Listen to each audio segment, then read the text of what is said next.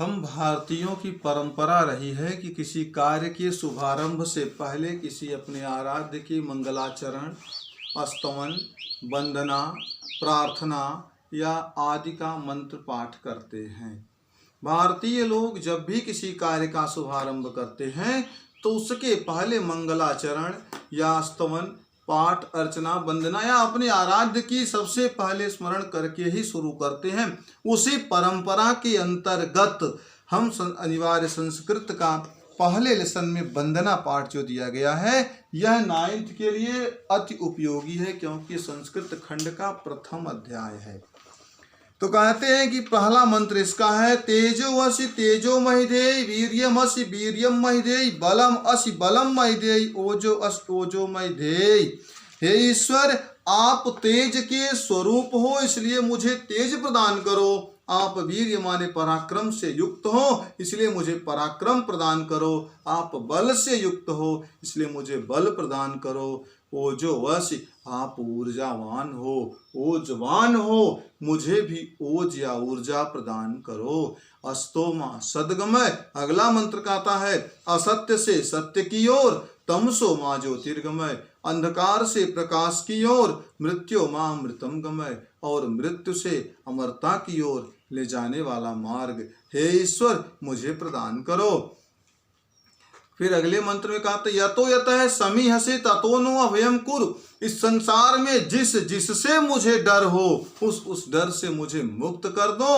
सन्न कुरु प्रजाभ्यो अभयम न पशुभ्य, यहाँ तक कि मेरे साथ रहने वाले लोगों को भी किसी प्रकार का डर न हो और मेरे पशुओं को भी किसी प्रकार का डर न हो, उन्हें भी अभय प्रदान कर दो। अगले मंत्र में कहते हैं, नमो ब्राह्मणे त्वमेव प्रत्यक्षम ब्रह्मसि, हे ब्राह्मण तुम प्रत्यक्ष रूप से ब्रह्म के स्वरूप हो।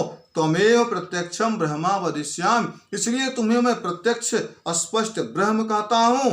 त्वमेव ऋतः वदिष्यामि, ठीक कहता हूँ। सत्यम वदिष्यामि, सही कहता हूँ। तन्वतु तद वक्तारम वतु, कहते हैं कि तुम क्या हो, तुम वक्तारम हो, तुम मेरी और मेरे वक्ता की दोनों की आप क्या करो, रक्षा करो। इसलिए मैं और आपसे कुछ नहीं कहूँगा। अवतु माम अवतु वक्तारम, मेरी रक्षा करो, मेरे वक्ता की रक्षा करो।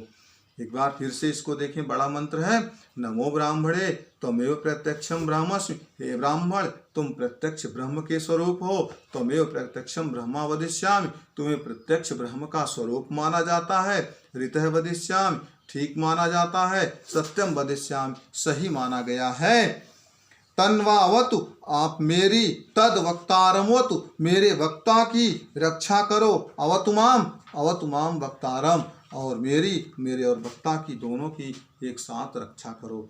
अंतिम मंत्र है, सत्यव्रतम सत्य परम त्रिसत्यम, सत्य का व्रत हो, सत्य ही सर्वश्रेष्ठ है और यही तीनों सबसे परम सत्य है। सत्यस्य योनि निहिते च सत्यम, सत्य सत्य की जड़ में समाया हुआ है। सत्यस्य सत्य ऋतनेत सत्यम, सत्य ही सत्य का पूर्ण सत्य स्वरूप है। सत्यात्मकम तुम शरणम प्रपन्ना, इसलिए हे ईश्वर आप सत्य के स्वरूप हो, मैं आपको प्राप्त करना चाहता हूँ, मैं आपकी शरण में आना चाहता हूँ। इसी वीडियो में इसी में आपका अगला लेसन सदाचार है, यानी पहले वंदना करता है, कभी फिर सदाचार का पाठ पढ़ाता है। सदाचार जो कि हमारे पुराणों में, महाभारत, मनुस्मृति में सदाचार का विशेष महत्व उल्लिखित है। उनमें इंद्रियों को वश में रखना सदाचार से ही संभव है। महात्मा गांधी, लाल बहादुर शास्त्री, स्वामी विवेकानंद आदि सदाचारी पुरुषों ने ही में ही नियम संयम पालन आदि का व्रत करने को ही के कारण ही इन्हें महापुरुष के रूप में माना जाता है। इसलिए हमें सब प्रकार से, सब तरह से सदाचार की रक्षा करनी चाहिए। प्रस्तुत पाठ में सदाचार में यही बताया गया है, सताम सज्जनानाम आचार सदाचार है, सज्जनों का आचरण ही सदाचार होता है। ये जना सदैव आचरन्ति सदैव विचारन्ति, जो लोग सही विचार करते हैं, सदैव वदन्ति सत्य बोलते हैं, सदैव आचरन्ति सत्य का आचरण करते हैं, ते एव सज्जना भवन्ति, वही सज्जन कहे जाते हैं। सज्जनानां यथा आचरन्ति तथैव चरणं सदाचारः। सज्जनों के द्वारा किया गया आचरण ही सदाचार होता है। भवति सदाचारणेव सज्जनानां स्वकीयान इंद्रियाणि वशे कृत्वा। सदाचार के बल से सज्जन लोग अपनी इंद्रियों को वश में करते हैं। सर्वै सह शिष्ट व्यवहारं कुर्वन्ति। सबके साथ शिष्ट व्यवहार करते हैं। विनय ही मनुष्याणां भूषणम। विनय ही मनुष्यों का आभूषण है। विनयशीलः जनः। विनयशील व्यक्ति सर्वेषां जनानां प्रियः भवति। सभी लोगों का प्रिय होता है।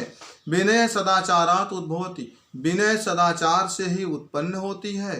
सदाचारात् न केवलम विनय। सदाचार से न केवल विनय ही अपितु बल्कि विविधा विभिन्न अन्य सद्गुणा विकसन्ति। अन्य सद्गुण भी विकसित होते हैं।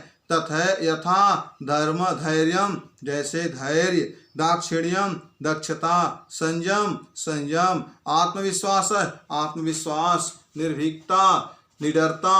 अस्माकं भारत भूमि प्रतिष्ठां जगति सदाचारादेव आसीत। हमारी भारत भूमि की सबसे प्रमुख प्रतिष्ठा सदाचार से ही उत्पन्न होती है।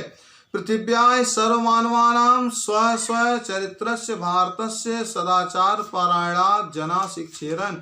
पृथ्वी के सभी मनुष्यों को अपने अपने चरित्र के द्वारा, अपने अपने सदाचारी आचरण के द्वारा जनानाम शिक्षेरन, लोगों को शिक्षा प्रदान करते हुए भारत भूमि अनेकेषाम अनेक सदाचारिणा सदाचारी पुरुषाणाम पुरुषों की जननी माता मानी गई है। एतेषाम महापुरुषाणाम आचार्य अनुकरणीय। इसलिए महापुरुषों का आचरण ही अनुकरणीय आचरण होता है।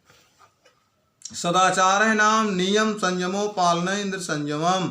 सदाचार का नाम नियम संयम पालन और इंद्रिय संयम है। सदाचारस्य मूले तिष्ठति। सदाचार की जड़ में समाया हुआ है। इंद्रिय संयम युक्ता आहार विहारेण। इंद्रिय संयम उचित आहार विहार, युक्त स्वप्न बोधेन, उचित ज्ञान का बोध होना, च संभवति। सदाचार से ही संभव है। किम युक्तम, क्या उचित है, किम अयुक्तम, क्या अनुचित है। इत सदाचारेण निर्णय शक्यते। यह सदाचार से ही निर्णय लेने में सक्षम है। के अपि पुरुषा महानता भुवन। कौन सा पुरुष महान है। ते ए संयमेन सदाचारेण उन्नतिम गता। जो कि संयम के द्वारा ही उन्नति को प्राप्त हुआ है। यह जन नियमेन अधीते। जो व्यक्ति नियम के अधीन होता है। यथा समय सेते। ठीक समय पर सोता है। जागृति जागता है। खादति खाता है। पिबति पीता है। निश्चयेन अभ्युदयम गच्छति। वह निश्चय ही अभ्युदय को प्राप्त होता है, ज्ञान को उत्थान को प्राप्त होता है। सदाचारस्य महिमा शास्त्रेषु वर्णितम अपि। सदाचार की महिमा शास्त्रों में भी वर्णित है। सर्वलक्षण हीनोपि। यह सदाचारवान नर समस्त सद्गुण लक्षणों से हीन होने के बाद भी अगर कोई सदाचारी है। श्रद्धालु अनसूयश्च। श्रद्धा से युक्त है, चोरी न करने वाला है। 100 वर्षाण जीवित है। वह 100 वर्षों तक जीवित रहता है। आचार लभते रायु। आचरण से हमें आय प्राप्ति होती है। आचार लभते श्रियम। आचरण से ही हमें धन प्राप्त होता है। आचार लभते कीर्तिम। आचरण से हमें कीर्ति प्राप्ति होती है।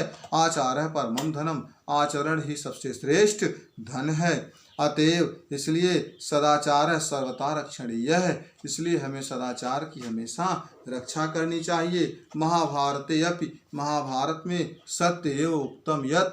ठीक ही कहा गया है। अस्माभिः सदाचार चरित्रस्य रक्षा कार्या। हमें हमेशा चरित्र की रक्षा करनी चाहिए। धनम तो आयाति याति च। धन तो आता है और चला जाता है। चरित्रम यदि नष्टम स्यात् त्राहि सर्व विनष्टम भवति। अगर चरित्र नष्ट हो गया तो सब कुछ विनष्ट हो जाता है। वित्तम यत्नेन संरक्षेत। वित्तम याति याति च। हमें चरित्र की यत्न पूर्वक रक्षा करनी चाहिए।